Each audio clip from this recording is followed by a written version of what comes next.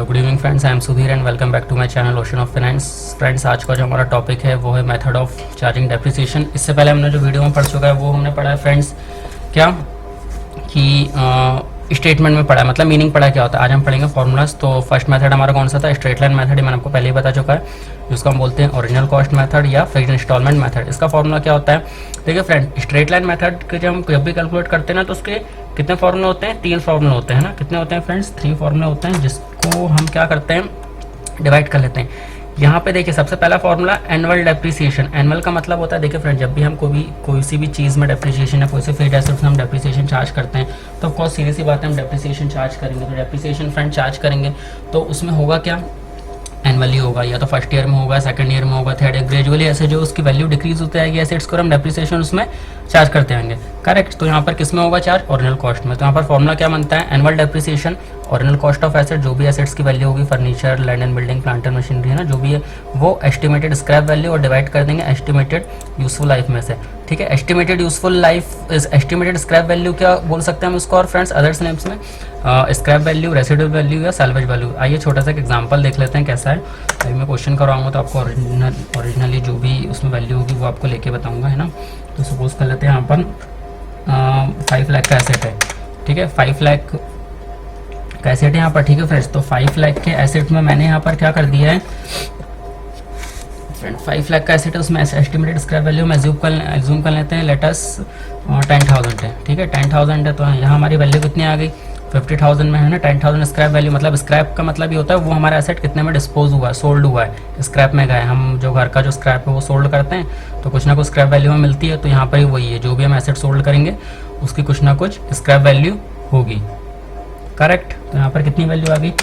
40,000 आ गई। Right friends, 40,000 आ गई। अब हमें क्या करना है यहाँ पर सीधी सी बात है, क्या लिखा? Estimated useful life. तो हम क्या कर देंगे यहाँ पर? डिवाइड कर देंगे। यूजफुल लाइफ है ना, यूजफुल लाइफ हम सपोज कर लेते हैं यहाँ पर 10 है। ठीक है फ्रेंड, 10 है तो हम यहाँ पर 40,000 को 10 से डिवाइड करेंगे तो हमारा कितना जाएगा यहाँ पर? 4,000। करेक्ट।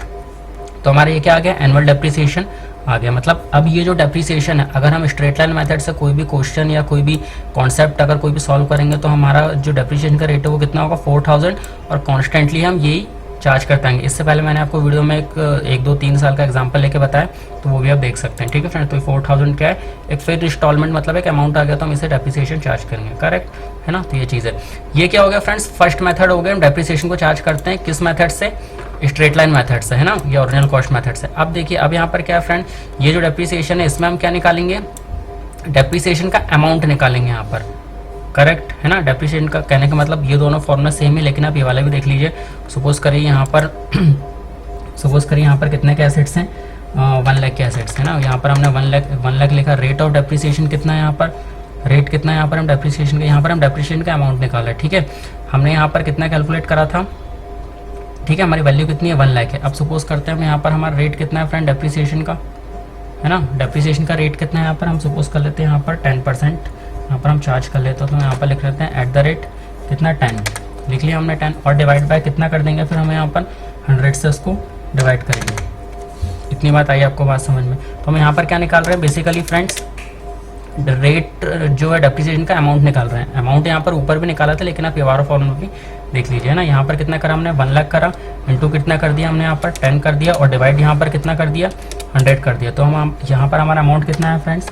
10,000 आ गया, है ना। ये हमारा क्या आ गया? डेप्रिसिएशन का अमाउंट आ गया।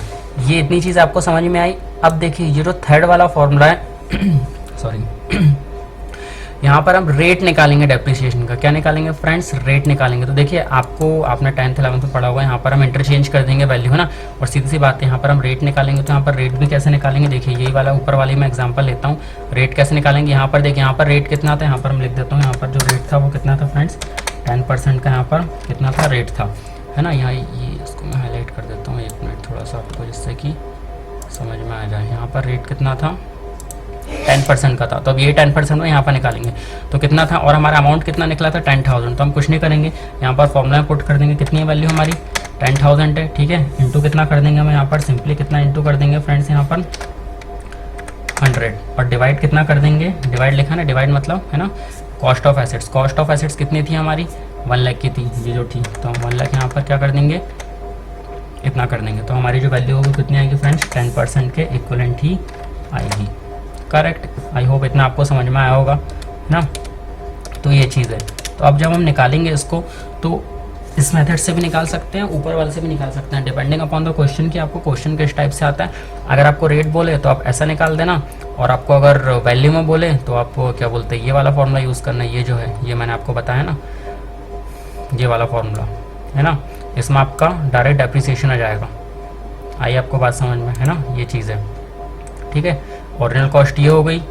ठीक है, रेट कितना हो गया 10 हो गया, डिवाइड कितना कर दिया 100 कर दिया।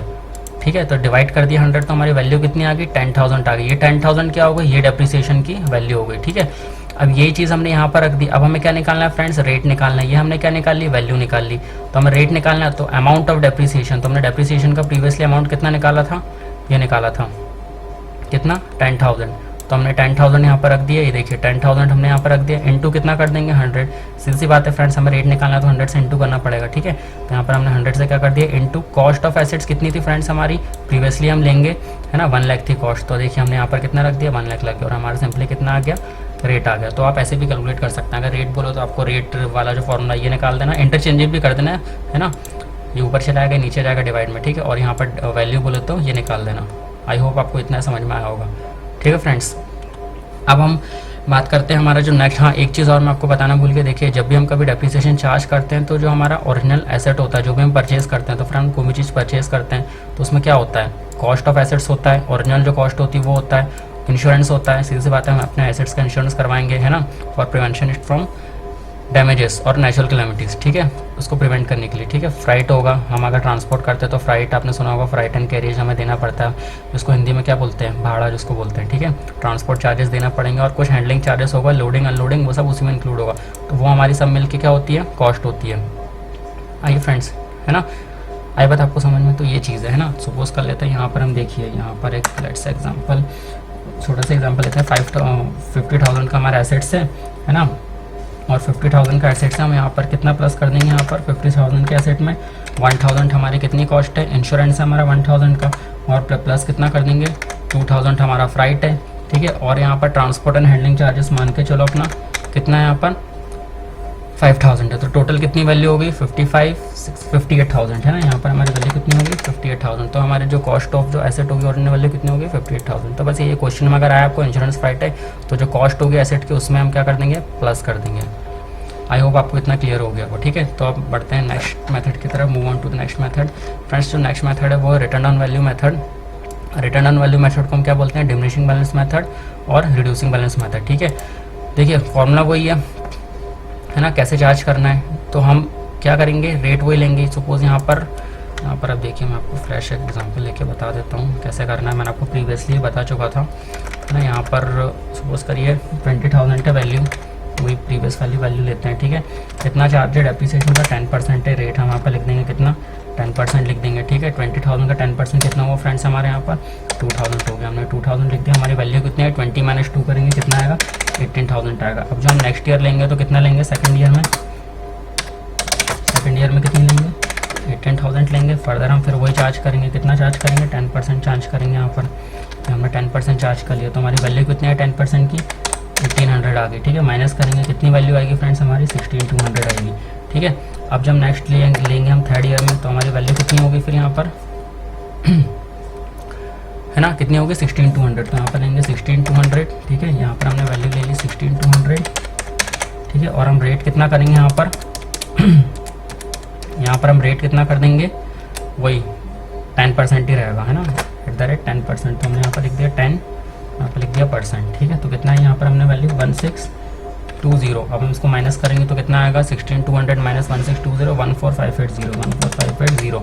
तो हम लिख दिए। यहाँ पर देखिए आपको क्या समझ में आ रहा है फ्रेंड, यहाँ पर 20,000 की वैल्यू थी, रेट वही था 18,000। अब जब रिड्यूसिंग वैल्यू कितनी हो गई 18,000, उस पर हमने 10% लगाया। तो सेकंड ईयर में कितनी हो गई हमारी वैल्यू 16,200। फिर थर्ड ईयर में लेगा तो 16,200। मतलब समझ में आ रहा है आपको, जो रिड्यूसिंग वैल्यू उस पर डेप्रिसिएशन लग रहा है, ना कि कॉन्स्टेंट रेट लग रहा है। आई बात आपको फ्रेंड समझ में। तो बस इतनी सी बात है। आई होप आपको ये वीडियो समझ में आया होगा। अगर समझ में आया तो प्लीज़ लाइक शेयर सब्सक्राइब कर दीजिए, और अगर नहीं आया तो प्लीज़ चेकआउट कर लीजिए दोबारा से है ना। तब तक के लिए टिल देन गुड बाय। आगे हम कुछ मेथड्स देखेंगे शॉर्ट में है ना फ्रेंड्स। पहले मैं शॉर्ट मेथड करवाऊंगा कि कैसे होता है, शॉर्ट क्वेश्चंस करवाऊंगा, उसके बाद फिर हम धीरे धीरे move on to the long question. ठीक है, so till then good bye.